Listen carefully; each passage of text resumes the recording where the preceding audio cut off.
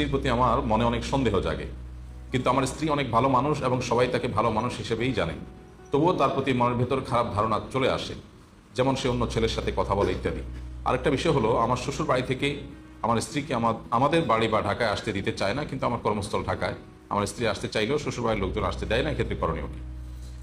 ভাই, স্বামী স্ত্রী শুধু না, সহকর্মী, ব্যবসার পার্টনার, বিভিন্ন পর্যায়ে মানুষদের প্রতি একের প্রতি অন্যের বর্জন তৈরি করা, এটা শয়তানের অন্যতম একটা বড়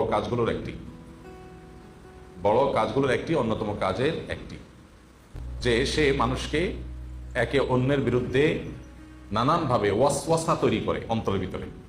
এই ওয়াসওয়াসার রোগে এখন ভরে গেছে। এমন অনেক মানুষ আছে, তিনি একজনকে দেখতে পারেন না। কেন দেখতে পারেন না তিনি নিজেও জানেন না। স্বামী স্ত্রীকে দেখতে পারে না, স্ত্রী স্বামীকে দেখতে পারে না, সহ্য করতে পারে না। ঘরে ঘরে এখন এই ব্যাধি, ঘরে ঘরে কত শত মানুষ যে আমাদের কাছে এই ব্যাধি নিয়ে আসেন, সেটা কোনো ইয়ত্তা নেই। স্ত্রী স্বামীর সাথে, স্বামী স্ত্রী পরস্পরের সাথে ঝগড়া করেন। কেন ঝগড়া করেন? এত ঠুনকো বিষয়, এটা নিয়ে ঝগড়া করার কথা না। শিক্ষিত, বুঝমান, সমঝদার মানুষ এরপরেও ঝগড়া করেন। ঝগড়ার পরে তারা দুজনে বুঝতে পারেন যে বিরাট ভুল হয়ে গেছে, এটা তো ঝগড়া করার বিষয় ছিল না, বাট হয়ে গেছে। কারণ হলো এখানে শয়তান কাজ করছে। শয়তানের অন্যতম কাজ হলো মানুষের মধ্যে বিভেদ তৈরি করা। মানুষের বিভেদ তৈরি করা হলো শয়তানের সবচেয়ে বড় প্রকল্পগুলোর একটি। একজন মানুষ নামাজ ছেড়ে দিলে শয়তান এতে খুশি হয় না। একজন আরেকজনের সাথে সম্পর্ক নষ্ট হলে, বিভেদ তৈরি হলে, বিশেষ করে স্বামী স্ত্রীর মধ্যে বিচ্ছেদ হলে শয়তান যত খুশি হয়। সহিহ মুসলিমের সেই হাদিসটাতে আমরা অনেকেই জানি যে শয়তানের সদস্যরা বিভিন্ন রকমের অপকর্ম করে আসার পর শয়তানের কাছে যখন রিপোর্ট দেয়, শয়তান সবাইকে বাহবা দেয়, কিন্তু যখন কোনো এক সদস্য এসে বলে যে আমি স্বামী স্ত্রীর মধ্যে বিভেদ ঘটাই দিতে পেরেছি, শয়তান বলে তুমি কাজের কাজ করেছো। তাকে সবচেয়ে বেশি বাহবা দেয়া হয়। এবং মদ এবং জুয়ার অপকারিতা কোরআনে আল্লাহ বলতে গিয়ে বলেছেন যে শয়তান কি চায়? শয়তান তোমাদেরকে এগুলোর মাধ্যমে তোমাদের মধ্যে শত্রুতা আর বিদ্বেষ তৈরি করতে চায়। এটা শয়তানের প্রজেক্ট, এটা শয়তানের প্ল্যান। তাহলে এখন করণীয় কি? বিশেষ করে স্বামী স্ত্রী যিনি প্রশ্ন করেছেন, খুবই কমন একটি প্রশ্ন। অনেক স্বামীরাই বলেন যে আমার স্ত্রীর প্রতি আমার সন্দেহ। অনেক স্ত্রীরা বলে যে আমার স্বামীর প্রতি আমার সন্দেহ হয়, আমার স্বামী বোধহয় কোনো মেয়ের সাথে অবৈধ বা হারাম সম্পর্ক আছে। আসলে কোনো তথ্য, প্রমাণ, দলিল, আলামত, চিহ্ন কিছুই নেই, কিন্তু মনে হচ্ছে। এই যে মনে হচ্ছে, এই মনে হওয়ানোর কাজটা যে করে তার নাম কি? ইবলিস। কোরআন এবং হাদিস তাকালে আমরা দেখি শয়তানের মৌলিক সবচেয়ে বড় কাজগুলোর একটা এটা শয়তান করতে চায়।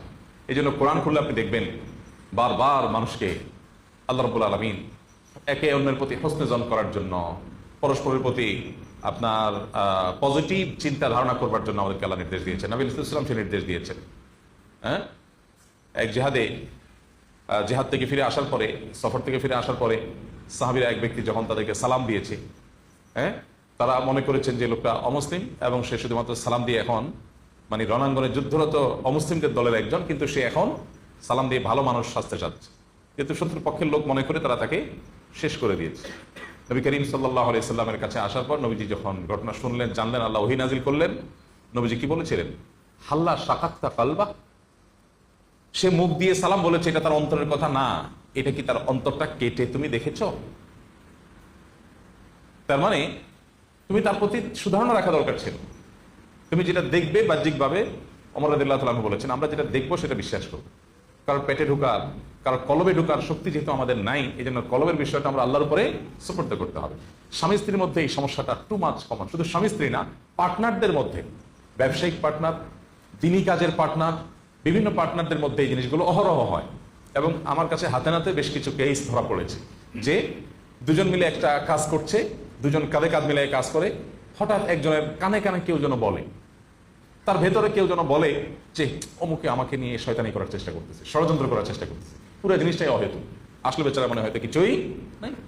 তো এই জন্য আল্লাহ তাআলা বলেছেন ইম্মায়ান জাগান্না, আয়াতটা কি? ইম্মায়ান জাগান্নাকা মিনাশ শাইতানি নাজগুন ফাস্তাইজ বিল্লাহি মিনাশ শাইতানির রাজীম। এই জন্য প্রধান কাজ হলো শয়তান থেকে আল্লাহর কাছে পানা চাইতে হবে। শয়তান থেকে আল্লাহর কাছে কি চাইতে হবে? পানা চাইতে হবে। এবং এইটা বিশেষ করে ওয়াসওয়াসা, এই রোগের জন্য রুকিয়া খুবই ইফেক্টিভ। রুকিয়া খুবই ইফেক্টিভ। এবং ওয়াসওয়াসার রুকিয়া যদি করা যায়, সেলফ রুকিয়া করতে আমরা উৎসাহিত করব। রাকি দিয়ে রুকিয়া করার চাইতে নিজের রুকিয়া নিজে করা উত্তম। বাট আমরা এখন কোনো কাজে নিজে করতে চাই না, আমরা সব কাজ লোক দিয়ে করাতে চাই। ফলে আমাদের জীবনটা হয়ে যাচ্ছে আয়েশি জীবন, অলস জীবন। এই জীবনটায় আমরা খুব বেশি মানুষ সুস্থ নই। এর অন্যতম কারণ হলো আমরা পরিশ্রম করতে চাই না, কষ্ট করতে চাই না। রুকিয়াটা নিজেরটা নিজে করাটাই হলো সুন্নাহ। নবী করিম সাল্লাল্লাহু আলাইহি সাল্লাম অন্য মানুষকে রুকিয়া দেওয়াটাকেও সাপোর্ট করেছেন। যেমন ওই যে এক অভিযান শেষে সাহাবীরা ফিরছেন অথবা অভিযানে যাচ্ছেন, তো পথে কোনো একটা গোত্রের প্রধানকে সাপে দংশন করেছে। এক সাহাবীকে ডাকা হলো যে তোমাদের মধ্যে কেউ রাখি আছে কিনা, চারভুককারী আছে কিনা। তিনি সূরা ফাতিহা পড়ে ফু দিয়েছেন, লোকটা ভালো হয়ে গেছে।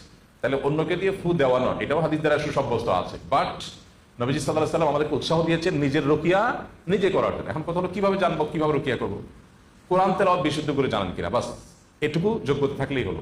এরপরে ওয়াসওয়াসা হয়, আরেকজনের প্রতি মনে বাজে চিন্তা আসে, তাহলে আয়াতগুলো লিখে ফেলেন কোন কোন আয়াতে ওয়াসওয়াসার রুকিয়া আছে, সে আয়াতগুলো তেলাওয়াত করেন। বাস রাকি আলাদা কোনো মন্ত্র জানে না যে রাকি পড়লে হবে আপনি পড়লে হবে না, এটা ভুল ধারণা।